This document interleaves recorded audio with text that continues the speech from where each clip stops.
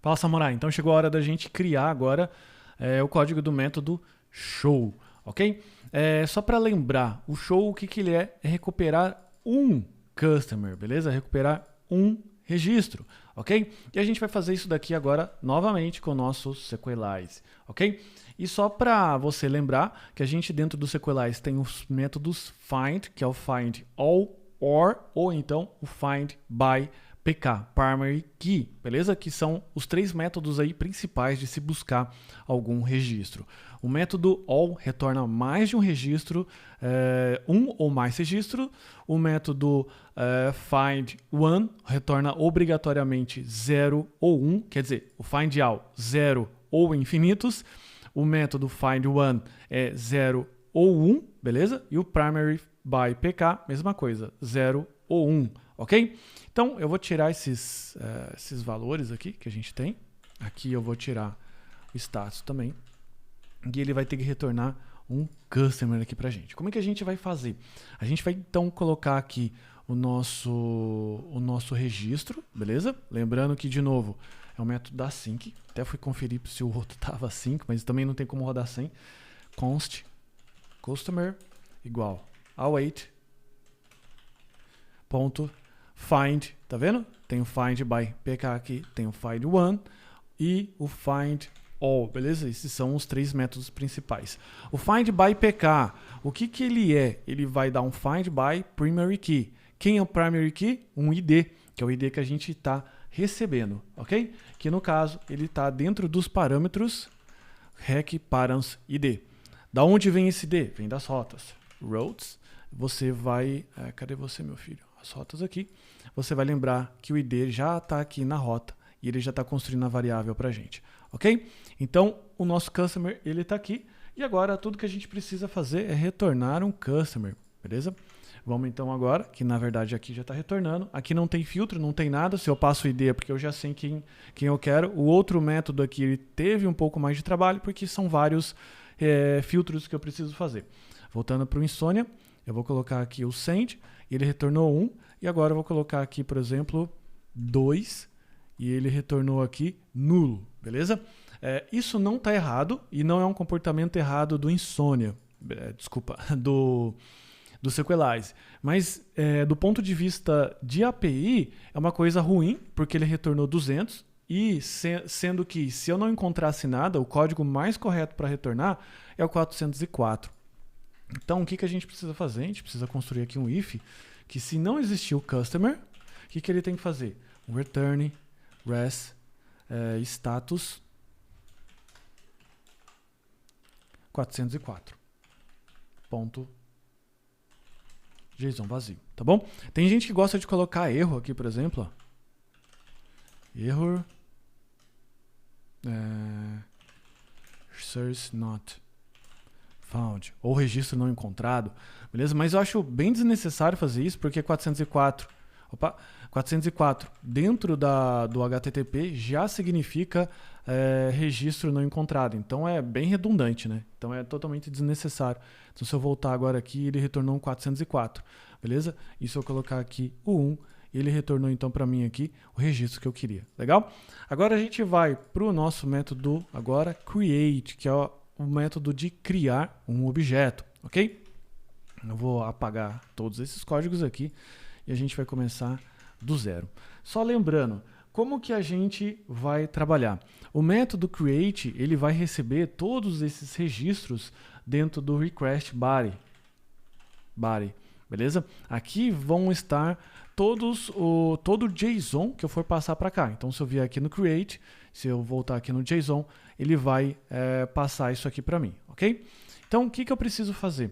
Eu preciso chamar o método create do Sequelize. Como é que é esse método? Const customer await. Ele já tem um método create que simplesmente eu passo request body, ok? Aqui eu vou só colocar async, ok? E aqui a gente retorna o customer, ok?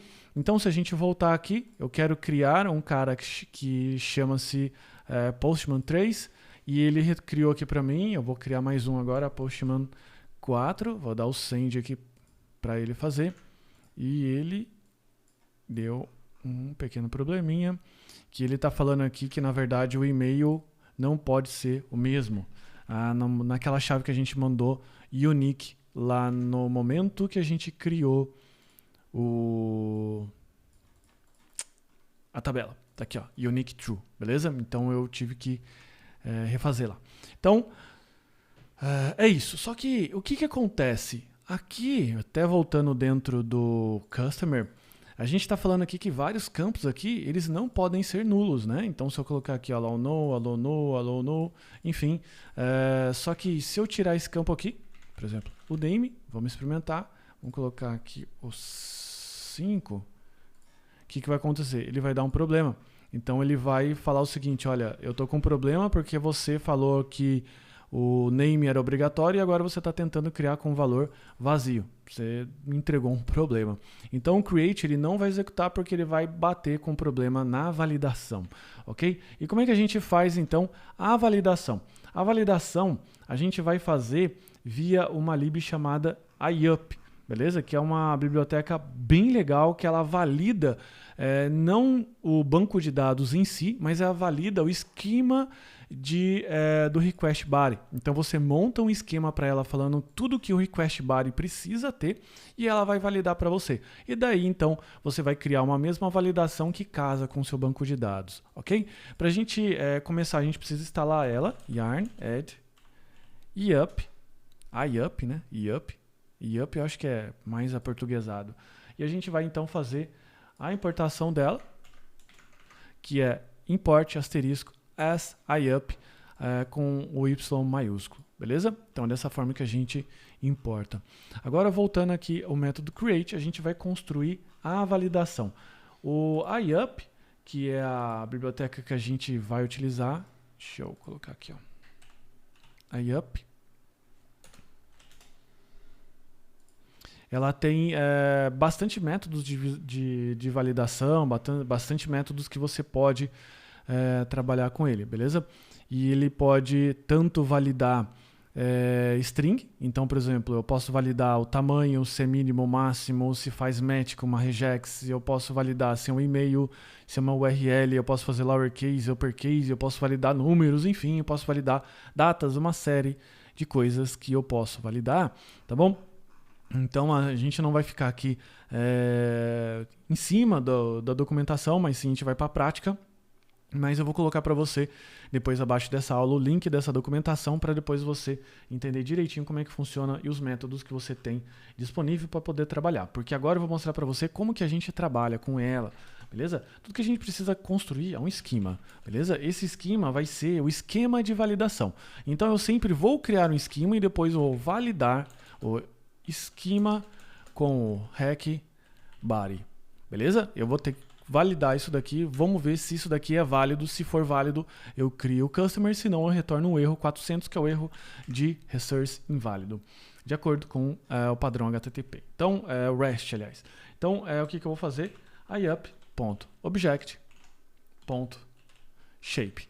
Então, dentro do shape é onde eu vou construir todas as minhas validações de esquema. Então a gente vai colocar aqui com essa formatação de objeto e eu vou colocar as propriedades. Então eu preciso ter uma propriedade chamada name. Como é que eu declaro ela na IUP?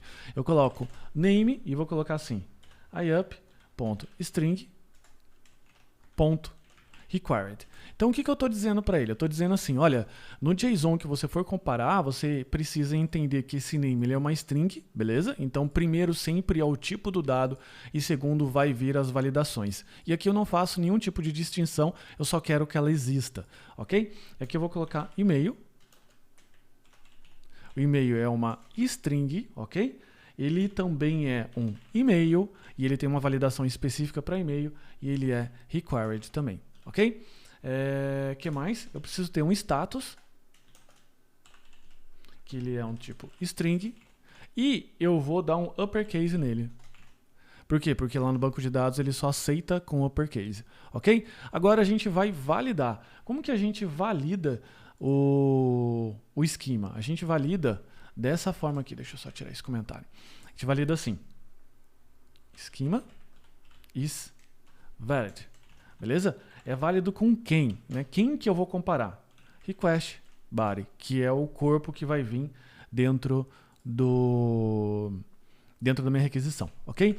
Basicamente eu preciso fazer um if com isso daqui e eu preciso tomar as providências caso isso daqui não seja válido, beleza? Então se não for válido, ou seja, inválido, eu vou fazer alguma outra coisa. Só que esse isValid, ele trabalha com uma promise, ou seja, aqui eu preciso trabalhar com o método await. Então eu encapsulo isso daqui e coloco o await, ok? E aqui, o que vai acontecer se ele for inválido? Eu vou retornar assim, ó, return res status 400.json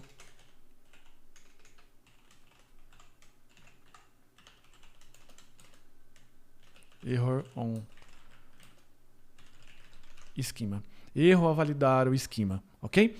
E daí, se ele for válido, ele vai passar desse if e ele vai retornar então o create. Vamos experimentar? Vamos rodar então esse cara aqui e vamos mandar o send, beleza? Ele não consegue conectar no server porque a gente esqueceu de dar o yarn dev.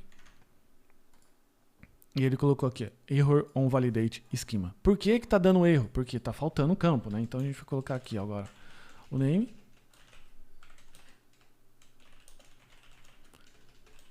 Deve saborar em 2, 3.